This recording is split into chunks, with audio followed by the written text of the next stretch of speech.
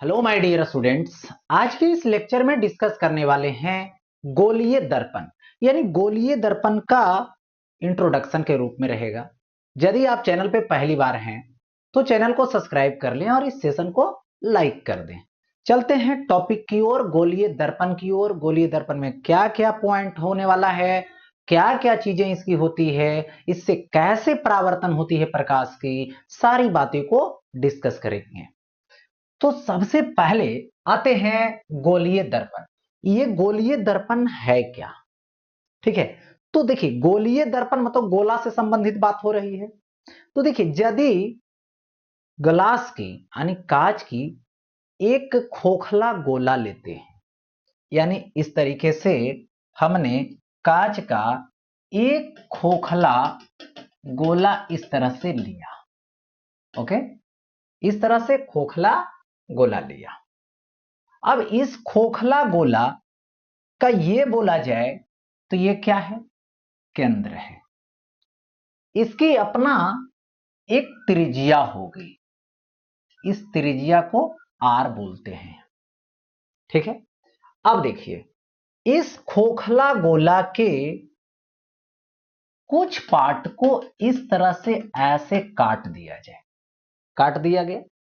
अब देखो, तो जब काट करके निकालेंगे तो इस तरह से कर्व लगेगा, इधर धसा हुआ और इधर उभरा हुआ। ऐसे जब इसको काट के हटाएंगे तब धसा हुआ और ये उभरा हुआ। अब देखिए लगेगा।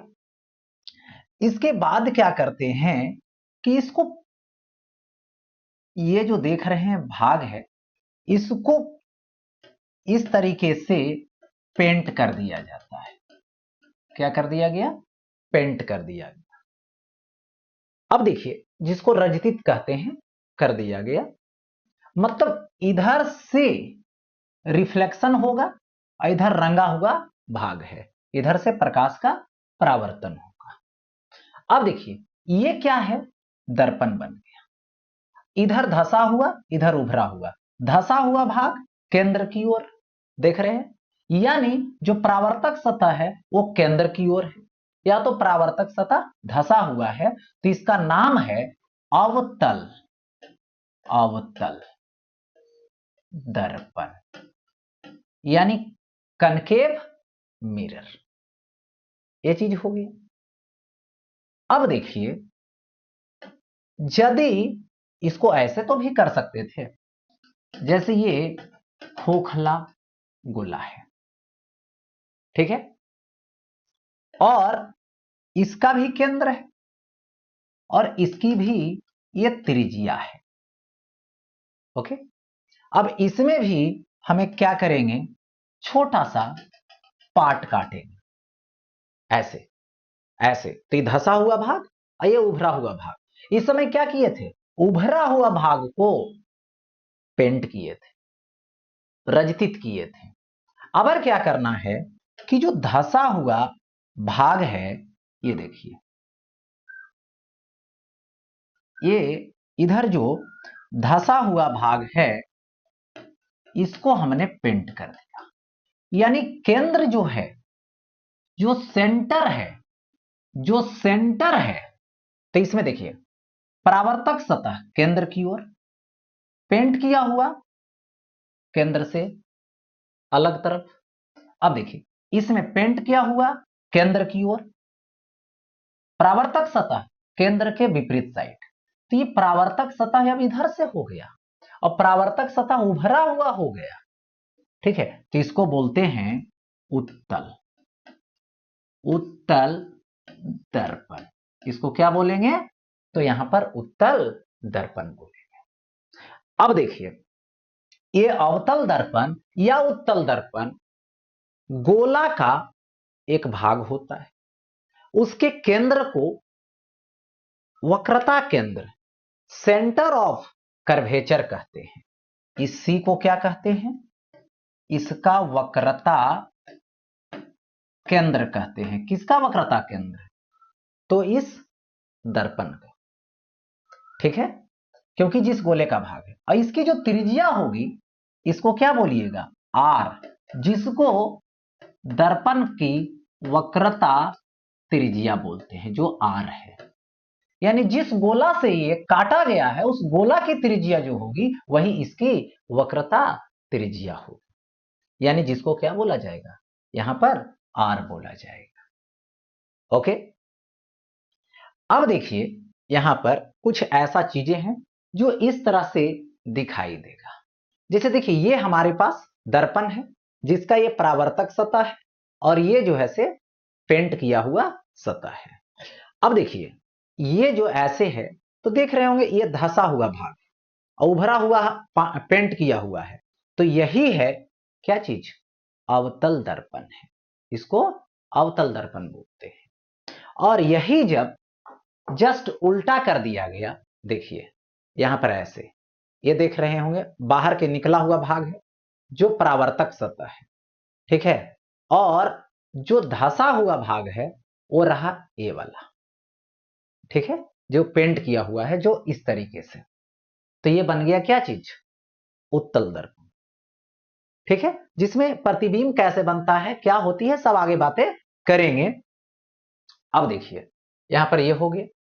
अब क्या है कि ये जो केंद्र है और इस केंद्र से यदि इसकी एक मेन बिंदु ऐसे मिड पॉइंट लिया जाता है, परावर्तक सतह जो बन रहा है उसका एक मूल बिंदु लेंगे, मध्य बिंदु लेंगे, तो यहां पर सपोज दैट यही है जिसको दर्पण का ध्रुव बोलते हैं, और यही ऐसे ऐसे ज्वाइन कर देंगे तो एक प्रकार की त्रिज्या है जिसको वक्रता त्रिज्या ही बोल रहे हैं। यानी ये जो ध्रुव है और जो वक्रता केंद्र है, जो मिलाने वाली रेखा है ना, मतलब जो दूरी इसके बीच की होगी मिलाने वाली रेखा की, वही इसकी वक्रता त्रिज्या होगी, या तो इसके लिए भी बात करें तो वही चीज होगा, ठीक है।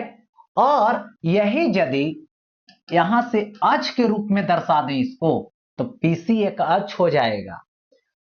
ये देखो ऐसा अक्ष है, ऐसी रेखा है जो केंद्र से होकर ध्रुव से गुजरती है, उसको प्रधान अक्ष बोलते हैं। इसका क्या नाम है, तो बोलेंगे प्रधान अक्ष। इसको क्या बोलेंगे, प्रधान अक्ष बोलेंगे, ठीक है। तो ये चीजें हो गई। अब बारी बारी से चलते हैं। अब आता है द्वारक, जिसको बोलते हैं अपर्चर। गोलीय दर्पण के प्रावर्तक सतह लो और प्रावर्तक सतह के व्यास को द्वारक कहते हैं। जैसे देखिए कोई भी गोलीय दर्पण ले लिया मैंने, जैसे ये गोलीय दर्पण ले लिया, ओके। अब इस गोलीय दर्पण की यदि हम बात करें, ठीक है, तो इस गोलीय दर्पण में ये जो देख रहे हैं परावर्तक सतह है, ऐसे ऐसे घुमाएंगे इसको चारों तरफ तो ये क्या बन जाएगा, एक वृत्ताकार बन जाएगा, वृत्त बन जाएगा। उसी की जो व्यास होगी वही इसका द्वारक होगा, उसी का वो इसका द्वारक बोलेंगे। जैसे देखिए मान लो ये दर्पण हमने और इधर से ऐसे पेंट किया हुआ पार्ट है। अब यहां से प्रकाश की किरणें इधर से आती है, इस तरह से प्रकाश की किरणें आती है, ठीक है, सिलेंड्रिकल शेप में जाएगा, बेलनाकार रूप में जाएगा। और जब बेलनाकार रूप में जाएगा तो देखिए इस तरह से ऐसे जाएगा, तो इसकी जो व्यास होगी यही व्यास होगी, डायमीटर होगी, इसी को बोला जाएगा इस मिरर का, इस दर्पण का द्वारक। ओके, अब आगे बढ़ते। अब आता है निर्देशांक चिन्ह परिपाटी, जिसको साइन कन्वेंशन बोला जाएगा। तो हमारे पास दो तरीके की दर्पण है, देखिए दो तरीके की दर्पण है।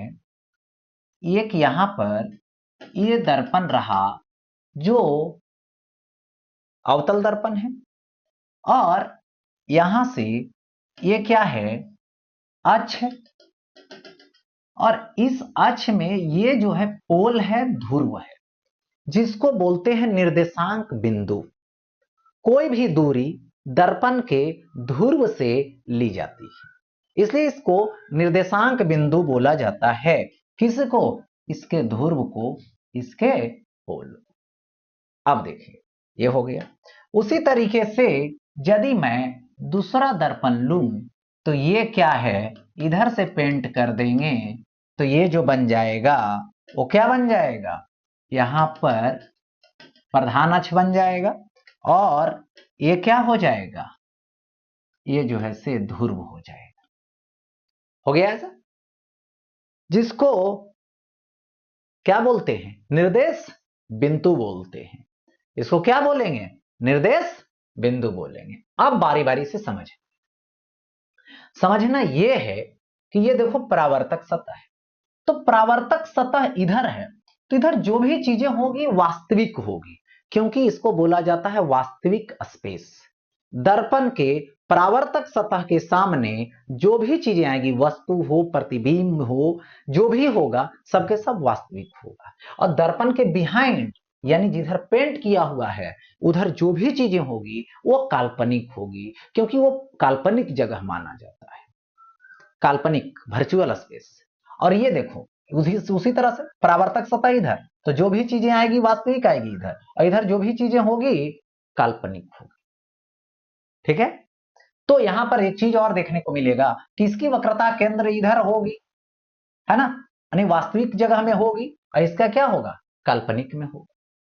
अब सुनिए, यहां पर एक अक्ष खींच दीजिए, ऐसे ऐसे ऐसे, इसमें भी वही कीजिए, ऐसे और ऐसे।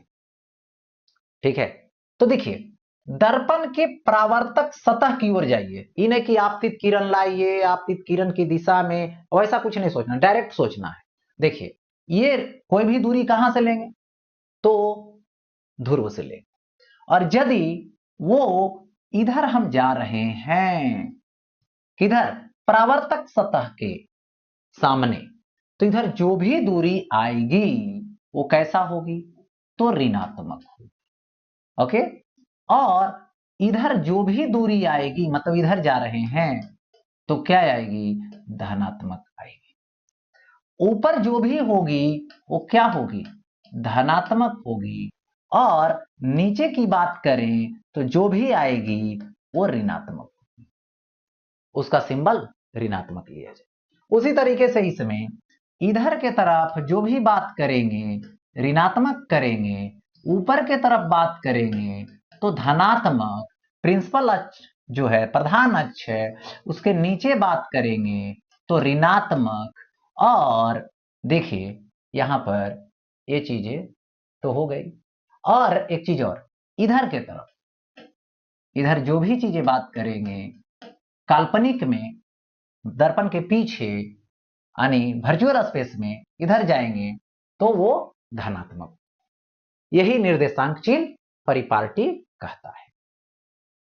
ओके, अब आगे बढ़ते हैं। देखिए प्रधान फोकस यानी प्रिंसिपल फोकस क्या होती है, तो हमारे पास दो क्या है, यहां पर मिरर दे रखा है। ठीक है, अब दो मिरर जब दे रखा है तो यहां पर हम बात करेंगे, देखिए ये क्या है, ये है अवतल दर्पण, जिसको कनकेव मिरर बोलते हैं। ये इसका क्या है, प्रधान अक्ष है। ठीक है, प्रधान अक्ष है। इसके देखिए यहां से किरण लाएगी ऐसे, यहां से किरण लाएगी ऐसे, समानांतर आएगी। तो जब समानांतर आएगी तो इस तरीके से फोकस से होकर, मतलब एक बिंदु से होकर जाएगी, या तो समांतर आने वाली किरणें एक बिंदु पर प्रधान अक्ष को कट करेगी, या तो प्रधान अक्ष के एक बिंदु पर आकर मिलेगी। उसी बिंदु को इस दर्पण का फोकस कहते हैं। तो ये कौन सा मिरर है, अवतल। कैसा हुआ, मिलाने वाला हुआ, इसलिए इसका नाम पड़ गया अभिसारी, अभिसारी दर्पण, यानी कन्वर्जिंग मिरर। यानी समानांतर जो किरणें आएगी वो क्या होगी, यहां पर मिलेगी। ठीक है, फोकस पे समानांतर आने वाली फोकस पे मिलेगी। तो ये हो गया अभिसारी दर्पण, यानी मिलाने का काम किया, और यही इसका फोकस हो गया। और यहां से यहां तक की जो दूरी होगी इसको क्या बोला जाएगा? फोकस दूरी बोला जाएगा। और ये फोकस दूरी जो इसकी होगी वो कैसा होगी? नेगेटिव होगी। यहां पर केंद्र होगा तो इसकी जो वक्रता त्रिज्या होगी, ठीक है, वो त्रिज्या भी कैसा होगी? ऋणात्मक, क्योंकि सबके सब क्या है? रियल स्पेस में है। और यही चीजें जब हम दूसरे दर्पण यानी उत्तल दर्पण की बात करें, ये उत्तल दर्पण रहा। अब देखिए इस दर्पण में ये जो देख रहे हैं आप प्रधान अक्ष है, और ये इसका क्या है? तो यहां पर ध्रुव है। और इस प्रधान अक्ष के समानांतर किरणें आएगी, इस तरह से समानांतर किरणें आएगी। और जैसे किरणें आती है तो यहां से इधर चली जाएगी और यहां से इधर चली जाएगी। तो dot dot dot dot dot dot इस तरह से यहां से क्या हो रही है? फैल रही है। तो जब ये फैल रही है तो इसी को यहां पर जिस बिंदु पर से डाइवर्ज हो रही है ना, किसका? प्रधान अक्ष की, इधर जो है से क्या होगा? सेंटर ऑफ कर्वेचर, वक्रता केंद्र होगी। ठीक है, तो यही होगा इसका फोकस, जहां पर मिलेगी या तो जहां पर फैलेगी, जहां से फैलेगी। तो जहां से फैल रही है इसलिए इसका नाम पड़ा अपसारी, अपसारी दर्पण। और इसकी जो फोकस दूरी होगी वो कैसा होगी? तो बोलिएगा यहां से तो पहले यहां तक होगा, जो कैसा होगा? वर्चुअल में है यानी धनात्मक है। और इसकी जो वक्रता त्रिज्या है इधर के तरफ वो कैसा होगा? तो बोलना है धनात्मक होगा। हो गया? अच्छा, अब आगे बढ़ता हूं नेक्स्ट। अब आता है किरण आरेख, यानी जिसको बोलते हैं रे डायग्राम। सबसे पहले बात यह करनी है कि ये क्या है? अवतल दर्पण है, अवतल दर्पण। अवतल दर्पण में ये क्या है? प्रधान अक्ष है। अब देखिए यहां पर क्या रूल है कि यदि कोई किरण इस तरह से आती है समानांतर प्रधान अक्ष के, तो कहां से गुजरेगी? ये फोकस से गुजरेगी। ठीक है, और वही यदि यहां पर देखिए ये दर्पण है अवतल दर्पण, और इस अवतल दर्पण की ये प्रधान अक्ष है, ठीक है, ये ध्रुव है। और यदि कोई किरण इस तरीके से गुजर रही है, जा रही है, कहां से? फोकस से, तो फोकस से जाने वाली क्या हो जाएगी? प्रधान अक्ष के समानांतर हो जाएगी। आएगी समानांतर, जाएगी फोकस से, आएगी फोकस से, जाएगी समानांतर, रिवर्स नेचर। अच्छा, ये चीजें हो गया। अब देखिए यहां पे ये क्या है? अवतल दर्पण है, और इस अवतल दर्पण का ये तो ध्रुव है, और ये क्या है जी? तो बोलिएगा इसको वक्रता केंद्र है। यदि कोई किरण यहां पर वक्रता केंद्र से होकर गुजरती है तो दर्पण से परावर्तन के बाद उसी रास्ते पर लौट आती है। क्यों ऐसा? क्योंकि देखिए यहां से यहां तक क्या होगी? इसको त्रिज्या बोलिएगा। और यहां पे यदि एक छोटा सा पार्ट काटेंगे, उसकी स्पर्श ज्या खींचेंगे, तो त्रिज्या और स्पर्श ज्या एक दूसरे के क्या होते हैं? लंबवत होते हैं। तो पता है ना कि यदि किसी सतह पर जाकर लंबवत प्रकाश की किरणें पड़ेगी तो उसी रास्ते पर लौट आएगी। ठीक है, इसीलिए सेम पाथ बनाता है। तो याद रखें, वक्रता केंद्र से जाने वाली वक्रता केंद्र से ही होकर गुजरेगी। एक यदि यहां पर इस तरीके से है और यहां पर देखो ये प्रधान अक्ष हमने खींच दिया, अब यहां से कोई किरण इस तरीके से आती है तो कितना कोण पर आई, आई पर आई, और इस तरह से चली गई परावर्तक सतह टकराकर, तो ये आर हो, मतलब यहां पर आई बराबर आर होगा, आई बराबर आर होगा। परावर्तन के नियम है ये, मतलब रूल है, इंपॉर्टेंट कंडीशन है। अब आगे बढ़ते हैं। किरण आरेख है लेकिन किसके लिए, उत्तल दर्पण के लिए। तो सबसे पहले यहां पे हम बात करें कि ये रहा उत्तल दर्पण। उत्तल दर्पण में ये क्या रहा, यहां पर ये रहा ध्रुव, और यहां से किरण आएगी समानांतर, तो इस तरीके से परावर्तित हो जाएगी और वो dot dot dot dot dot यहां से ऐसे क्या लगेगी कि फोकस से आ रही, समानांतर आने वाली लगेगी परावर्तक के बाद, परावर्तन के बाद फोकस से आ रही है। और वही ये क्या है, दर्पण है, ठीक है। और यहां पर ये क्या हो गया, प्रधान अक्ष हो गया, और ये ध्रुव हो गया, और यहां पर इस तरह से क्या होगा, इस तरीके से आएगा, ये फोकस होगा, ठीक है। और यहां पर क्या होगा, ये समानांतर हो जाएगा, यानी समानांतर आएगा तो फोकस से जाएगा, फोकस की तरफ आएगा तो समानांतर हो जाएगा। हो गया ऐसा। अब देखिए आगे, ये जो है ये क्या है, दर्पण है, और ये क्या है,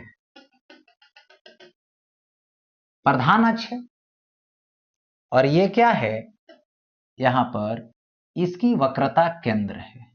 और कोई रे, कोई किरण वक्रता केंद्र की तरफ आती है तो दर्पण से परावर्तन के बाद उसी रास्ते पर लौट जाती है, लौट गई।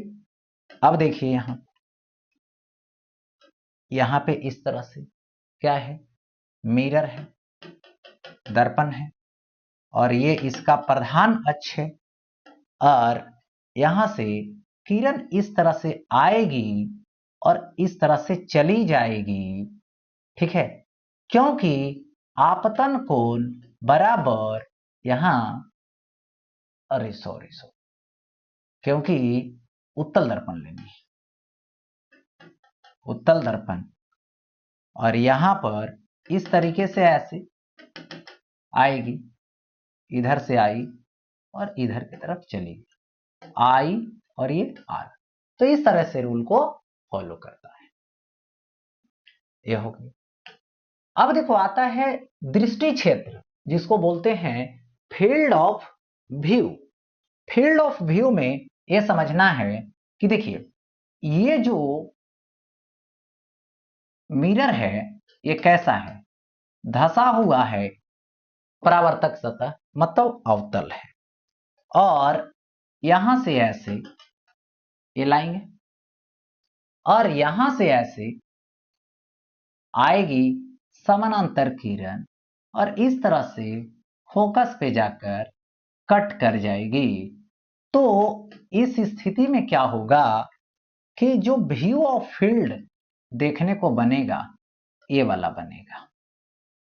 और यही यदि हम लेते हैं उत्तल दर्पण इस तरह से, तो यहां से समानांतर जो आएगी प्रधान अक्ष के, प्रधान अक्ष ये रहा, ये किरण आई समानांतर आई, तो ये जो है से टकरा के ऐसे चली जाएगी और ऐसे चली जाएगी, जो लगेगी फोकस से आ रही है।